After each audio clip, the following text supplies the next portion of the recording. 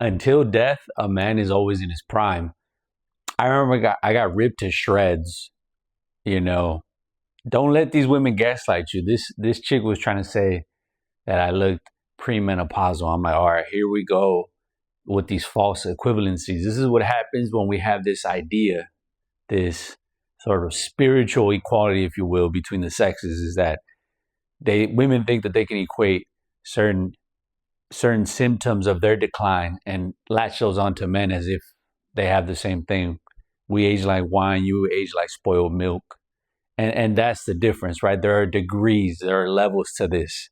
And there is no menopause, there is no biological clock for a man. A man is always in his prime, is always a moment away, a win away from reaching the precipice, from the steppe of greatness. It's one move away. It really is that simple.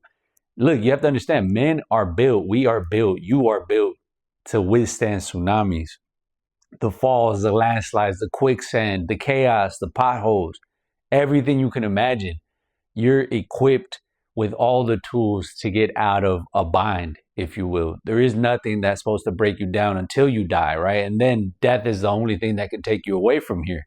But you gotta have balls and you gotta have grit, buddy. You gotta have the bones to withstand the falls.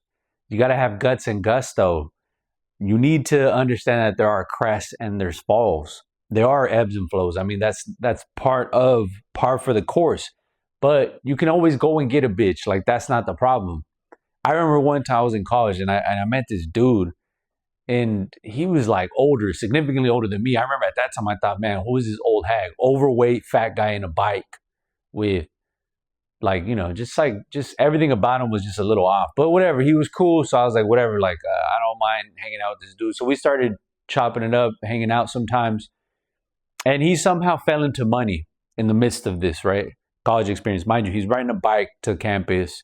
He's living in the dorms. He's like a 30-something-year-old man, way older than I was. I was like a little kid compared to him. And he fell into some money, and suddenly he got new cars, moved to an apartment in the city.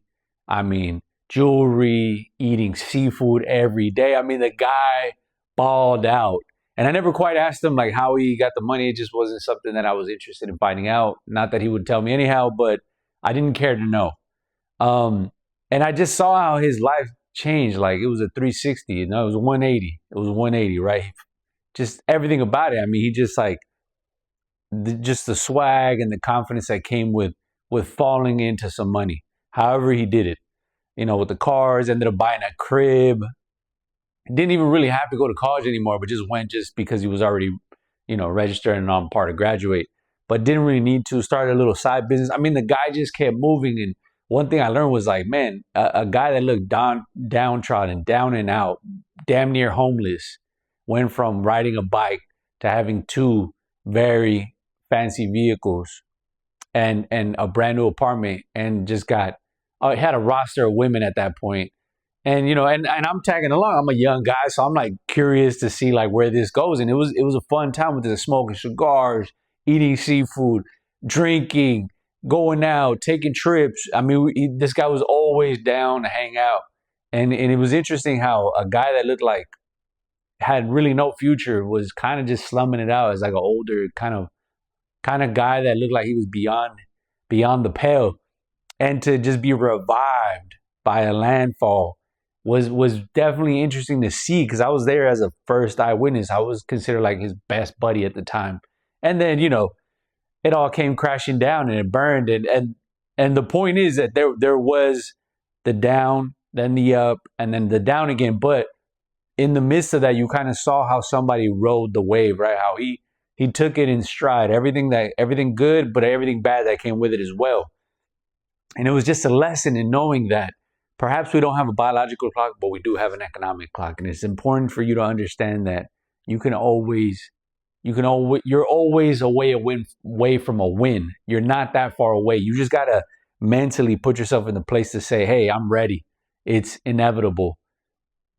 It just needs to happen. It just hasn't happened yet, but it will. It's a matter of time. But you got to have the infrastructure in place to get ready So that when that does happen, you're expecting it. You're not surprised. You've put in the work, and so the wins come to you, and you expect them to come. It was just a matter of time. It just took a while. It took a while for the world to catch up to what you were up to. But anyhow, I hope this helps, and I'll see you in the next one.